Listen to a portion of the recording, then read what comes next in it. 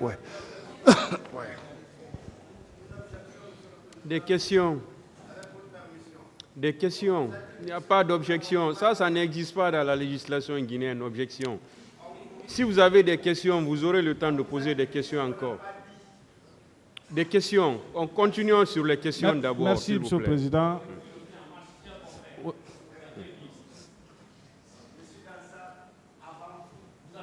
S'il vous plaît, continuez avec les questions. Merci, Monsieur le Président, de m'avoir donné la parole. Juste une seule question.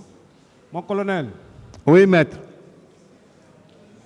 Les faits qui vous amènent devant ce tribunal ne sont-ils pas précis ou bien vous êtes à cette barre en qualité de témoin? Moi, je crois que les faits qui m'ont amené ici sont bien précis et consignés dans ce document. Dans l'ordonnance de renvoi. Oui. Mais est-ce que vous pouvez comprendre qu'on puisse vous poser des questions pour avoir des renseignements ou des informations dont vous n'aviez aucune idée? Franchement, je suis surpris, mais comme je suis obligé de répondre, c'est... Moi, je vous informe que vous n'êtes pas obligé de tout répondre. Ah, d'accord. Bien. C'est votre droit aussi de dire je ne. Il est obligé de tout répondre. Non, voilà, s'il vous plaît, ne faites pas d'amalgame, maître. Il doit répondre. Il y a les réponses. S'il ne veut pas, s'il vous plaît, il peut dire qu'il ne répond pas. C'est une question aussi. Mais vous ne pouvez pas dire qu'il n'est pas obligé de tout répondre. Non. Voilà. Donc il faut voir la manière de dire alors, s'il vous plaît. Voilà. Bien. Hein? Monsieur le ministre. Voilà. Oui, maître. Donc je vais reformuler encore. Si vous n'avez pas de réponse à une question, vous pouvez dire avec beaucoup de courtoisie à la personne que vous n'aviez pas de réponse à sa question parce que vous êtes à cette barre pour des faits précis. Très bien. Non, vous n'êtes pas là. Allez-y avec les questions maintenant, maître. Je vous remercie, Monsieur le Président. Vous n'avez même pas de questions.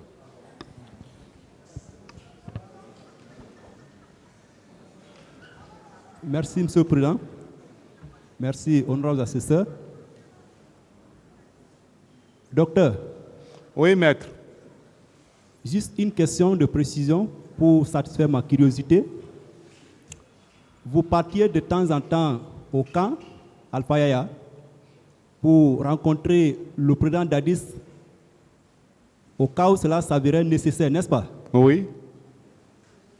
Est-ce que lors d'une de vos visites au camp Alpha Yaya, vous aviez remarqué la présence de nouvelles recrues qui seraient venues du centre de formation de Kalea sur instruction du président Moussa Dadis Camara? Non, moi, non. J'ai pas constaté ça. Surtout que je ne venais que la nuit, parce que le président Dadis ne travaillait que la nuit. Il ne travaillait que la nuit. Pour finir, est-ce qu'un jour, lors de l'une de vos visites, vous aviez remarqué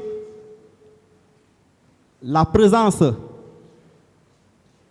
de certains gendarmes que vous connaissiez et qui seraient en béret rouge? C'est-à-dire la présence de certains bérets verts et qui seraient là en train de porter des bérets rouges au camp? Maître, si vous venez au camp là-bas vers 22h, 23h, vous voyez le monde, vous ne pourrez même pas faire un discernement. Bon, okay. Je n'ai pas constaté. Je ne cherchais pas à faire la différence entre les gens, à regarder les gens. Moi, je partais juste chez le président, faire signer le document que j'ai à faire signer, et puis partir. Merci. Merci, M. le Président. Merci. Bien. Merci, Monsieur le Président. Monsieur Diaby. Oui, maître. Alors, tout à l'heure, en répondant à une des questions de la partie civile, on a parlé de M. Yacouba Bari. Alors, moi, je veux savoir, est-ce que vous connaissez où se trouve le bureau de M. Pivi? M. Claude Pivi. Oui, je connais Claude Pivi. Où est son bureau? Est-ce que vous savez là où il était situé? Non. D'accord. Non. Mais vous avez au moins écouté à cette barre, M. Tegboro dit que son bureau était éloigné de la présidence, n'est-ce pas? Oui. Bien. Dans ces conditions, M. Barry, qui dit être détenu chez Tegboro, comment peut-il, en même temps, voir des pick-up à 0 heure, embarquer des gens pour une destination inconnue, et au même moment, être en cet endroit, voir des pick-up, embarquer des personnes également chez M. Pivi? Non, non, là c'est pas possible. Parce que je ne connais pas effectivement le bureau de Pivi, mais je connais l'emplacement du bâtiment. Je ne suis jamais rentré dans le bureau de Tegboro, mais je connais l'emplacement. C'est distant. Dans ces conditions, est-ce qu'une personne qui serait détenue en l'un de ces endroits peut vivre les mêmes événements à la fois? Non, non. Ne trouvez pas cela contradictoire? Vous dites même? Ne pensez-vous pas que cela est contradictoire? Oui, oui. Est-ce que cela est possible? Non, je crois que non. Bien. Alors, par rapport au rapport des commissions d'enquête, tant nationales qu'internationales, moi je veux savoir, ces rapports-là, est-ce qu'ils valent jugement? Si ces rapports font... Valent des jugements. Maître, là, je n'ai pas bien compris. Ces rapports-là. Ces rapports-là, voilà, simplifié pour moi. Est-ce que ces rapports-là veulent dire un jugement? Non, non, non, non. Ce n'est pas des jugements. Non. Donc, ça veut dire, une fois ces rapports établis, ils doivent être communiqués à la justice, n'est-ce pas? Oui. Dans ces conditions, est-ce qu'on peut admettre que le président Dadis Camara n'a pas de pouvoir de détruire ces rapports-là? Autrement dit, est-ce que le président Dadis Camara pourrait détruire ces rapports sans les présenter à la justice? Non. Dans ces conditions, ces rapports, est-ce que ceux qui l'ont établi, ils les lisent ou ils ne les lisent pas? Ces rapports-là, oui. Ceux qui les ont établis, est-ce que ça les engage? Je n'ai pas bien compris. Mais... Est-ce que ces rapports engagent ceux qui les ont faits? C'est ça la question, mais... Tout à fait, Monsieur le Président. Ceux qui ont rédigé ces rapports, Oui. Oui. si ça les engage. Oui. Oui, si quelqu'un rédige un rapport, le rapport l'engage. Bien. Dans ces conditions, ces rapports-là, est-ce que ces rapports contiennent des conclusions que le président Dadis Camara aurait tirées, ou ces rapports-là contiennent des conclusions que les auteurs eux-mêmes ont tirées à la suite de les enquêtes? C'est les auteurs qui ont tiré des conclusions, je crois.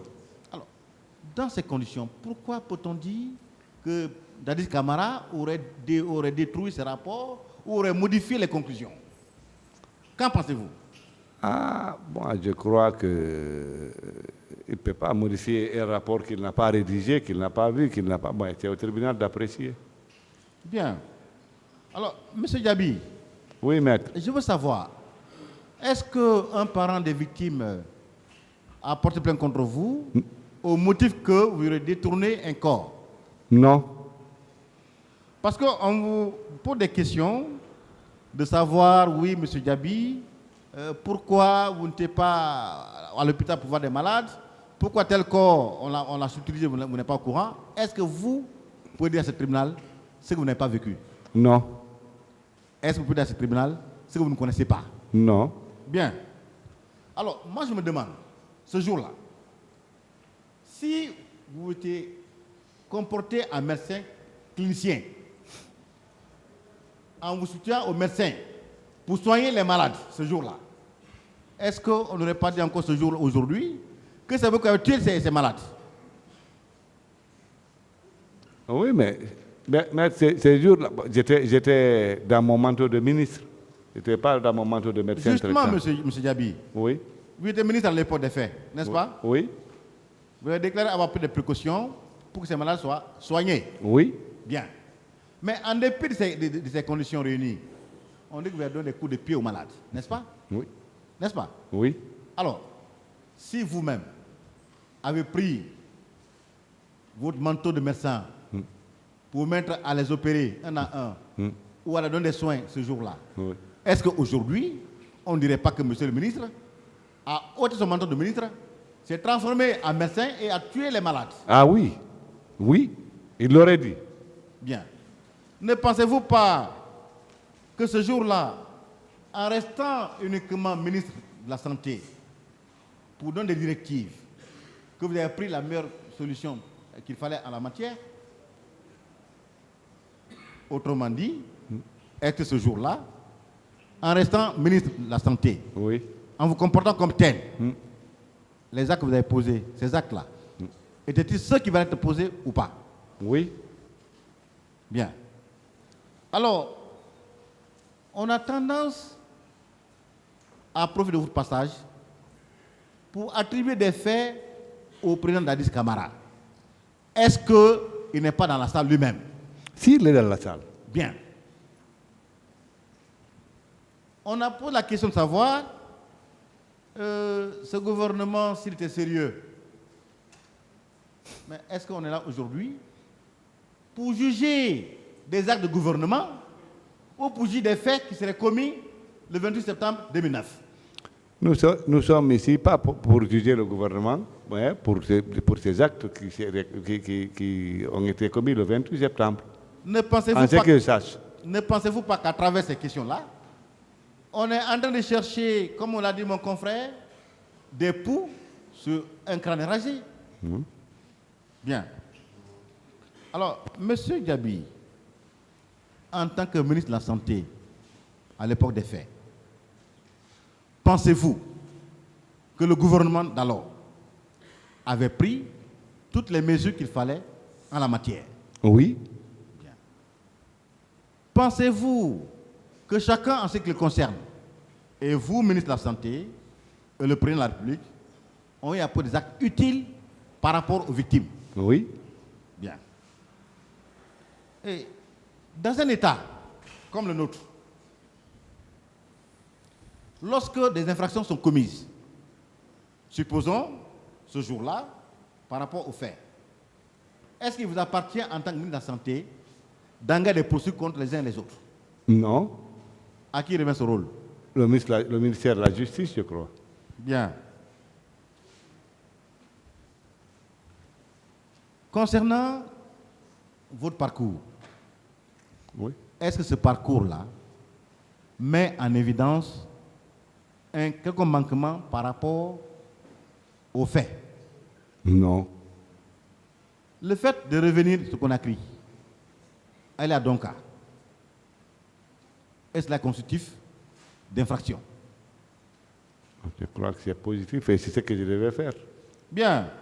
Concernant les corps, on a dit qu'au camp Samori Touré, le général Tortor Camara aurait déclaré avoir vu des corps.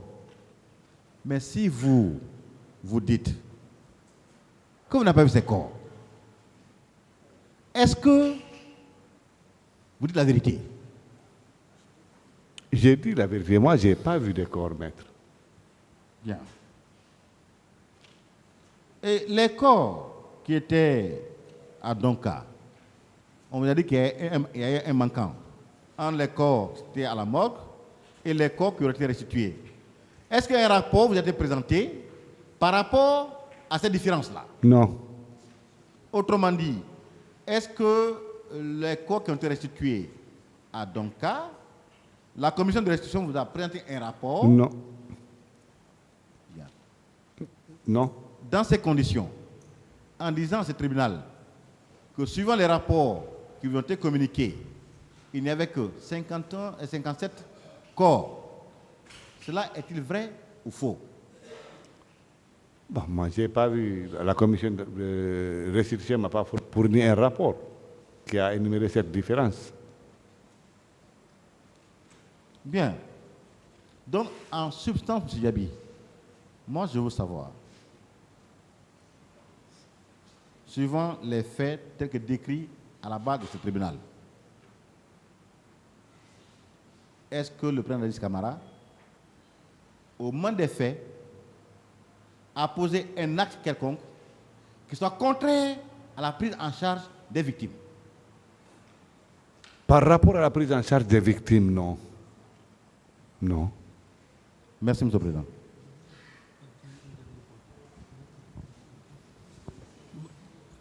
Bon, s'il y a beaucoup d'autres questions, on sera obligé de s'arrêter là pour continuer demain. Monsieur le Président, juste deux questions, avec votre permission. C'est ce que je dis, on sera obligé de continuer demain pour des mesures sécuritaires. Voilà. D'accord, donc vous pouvez renvoyer.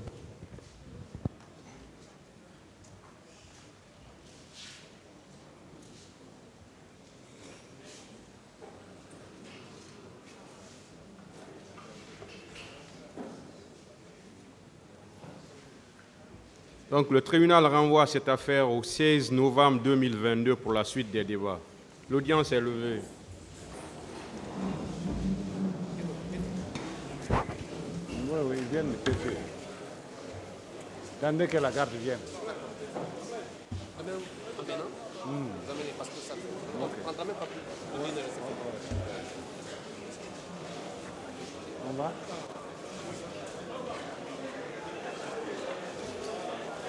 Allez.